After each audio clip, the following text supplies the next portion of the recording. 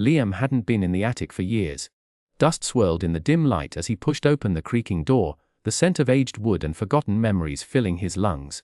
He was searching for old family albums, something nostalgic to inspire his next photography project. The boxes were stacked haphazardly, layers of his past buried under years of neglect. His fingers brushed against a brittle manila envelope, its edges frayed with age. Inside, he found a single black and white photo, the corners slightly curled. His breath caught in his throat. It was a picture of himself as a child, no older than 6, standing in the backyard of his family home. He remembered that day, a rare moment of sunshine in an otherwise grey autumn.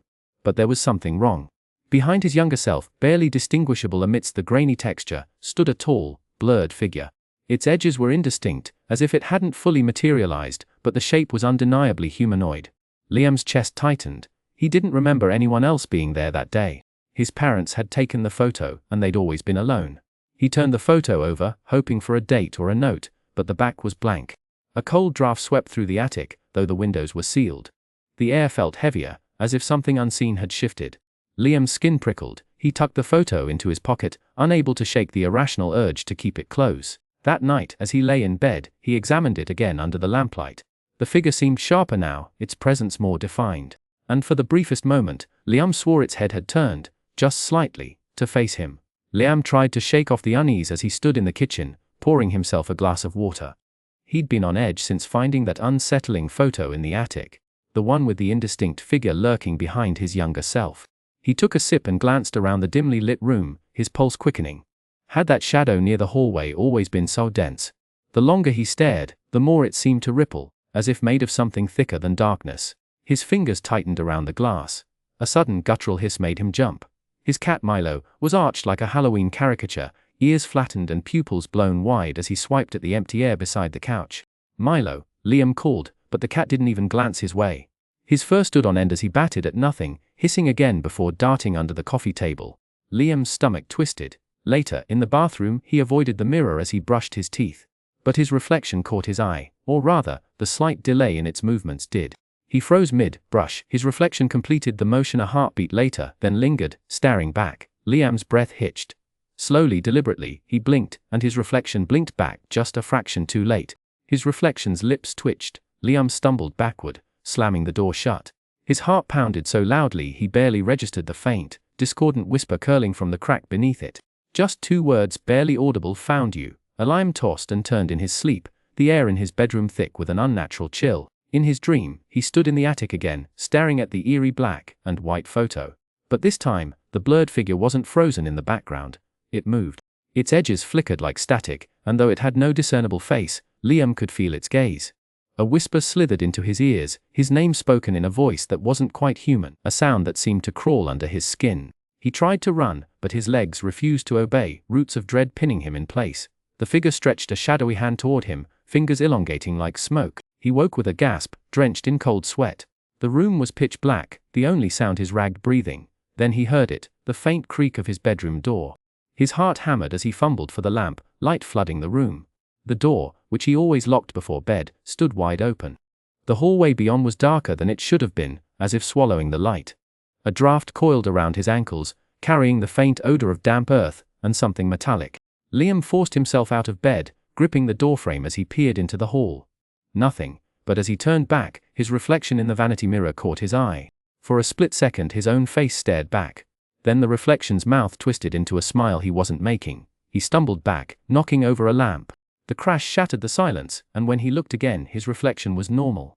But the door remained open, a silent invitation, or a warning. He knew one thing for certain: whatever was in that photo had found him.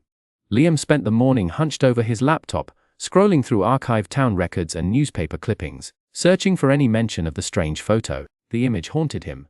The way the blurry figure loomed behind his younger self, its presence unnoticed until now. His fingers trembled as he typed, his coffee gone cold beside him. There had to be an explanation. By midday, he decided to knock on doors in his old neighborhood, hoping someone might recognize the photo. Most of the residents were new, but Mrs. Holloway, a frail woman in her 80s, squinted at the picture and let out a shaky breath. "That's Elias Werner's work," she murmured. He was a quiet man obsessed with his camera. Took photos of everything, especially children. Her voice dropped to a whisper. Then one day he just disappeared. Left all his things behind, including his photographs. Liam's pulse quickened. Did he say why? Mrs. Holloway hesitated, her knuckles whitening around her cane. He came to me once, frantic. Said he'd captured something unnatural in one of his shots. That it was watching him through the lens. She shook her head. People thought he was mad. But after he vanished, well, some wondered. As Liam thanked her and turned to leave, she grabbed his wrist with surprising strength. Be careful, boy. Some shadows don't stay in the past. That evening Liam pored over the photo again, and this time he saw it. The faintest hint of a smile on the blurred figure's face. It hadn't been there before. His breath caught in his throat. Whatever Elias Werner had unleashed, it was no longer confined to the past. It was here, and it knew Liam was looking for it. Liam's camera had always been his escape, a way to capture the world as he saw it, beautiful, fleeting, and real. But now, it had become a window to something else entirely. Every photo he took, whether of the city skyline or his own reflection, contained the same eerie presence, the blurred figure from the attic photo. At first, it was distant, barely noticeable, smudge in the corner of a shot, a shadow where there shouldn't be one. But with each click of the shutter, it grew clearer, closer. Its hollow eyes stared back at him from the digital screen, its grin stretching wider with every frame. He showed the photos to his friends, desperate for validation, for someone to tell him he wasn't losing his mind. They scoffed, dismissing it as lens flares, dust, or his own exhaustion playing tricks on him. You've been working too hard, they said. Get some sleep. But sleep was no refuge. The figure haunted his dreams, its whispers slithering into his thoughts even during the day. Then came the night his friend Mark vanished. Mark had been the last to mock him, jokingly snapping a photo of Liam with his own phone. The flash illuminated the room, and for a split second, something moved behind Liam in the image.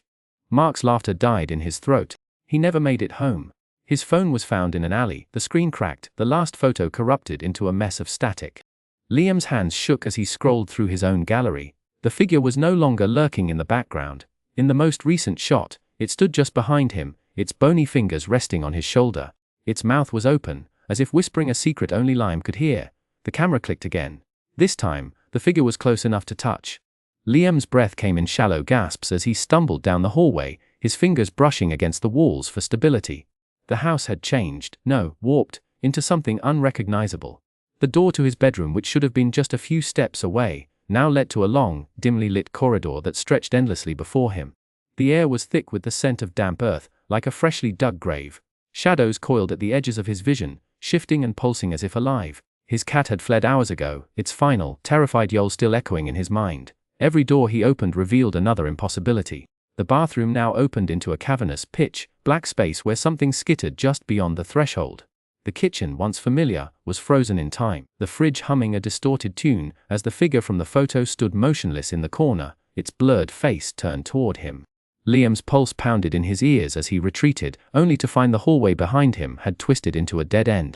The whispers, once faint, now slithered into his thoughts, repeating his name in a voice that wasn't human.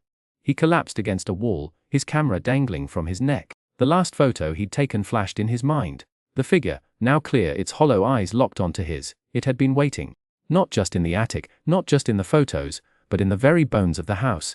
The realization struck him like a physical blow. This wasn't his home anymore. It was a trap. And the thing in the darkness was finally ready to claim him. Liam's hands trembled as he raised the camera, his breath shallow and uneven. The room around him had warped into something unrecognizable. The walls stretched too far, the ceiling too high, as if the laws of space had unraveled. The figure from the photo stood mere inches away, its grin widening with each shuddering breath Liam took. Its eyes, black and depthless, locked onto his, and for the first time, he saw its face clearly, a grotesque parody of a human, its features unnaturally elongated, its smile filled with too many teeth. The camera's viewfinder framed them both, Liam's pale, terrified face juxtaposed against the thing's eerie calm. He knew this was the end. The whispers that had haunted him for weeks now crescendoed into a deafening chorus, echoing from the walls, the floor, his own mind. The figure's hand brushed against his shoulder, cold as grave soil, and Liam's muscles locked in place. He couldn't run, couldn't scream. The camera's autofocus beeped softly, the sound absurdly mundane against the terror thundering in his chest. His finger pressed the shutter. The flash erupted, blindingly bright, and for a heartbeat, the world went silent. Then the screen flickered to life, displaying only rolling static. The figure was gone. So was Liam. The camera clattered to the floor, the only evidence of his presence. In the days that followed, his friends would search, the police would investigate, but no trace of him would ever be found. The attic's old photo remained though, now updated, In the background, two blurred figures stood side by side, one Liam as a child, the other Liam as he was in his final moments. And between them the thing smiled wider than ever.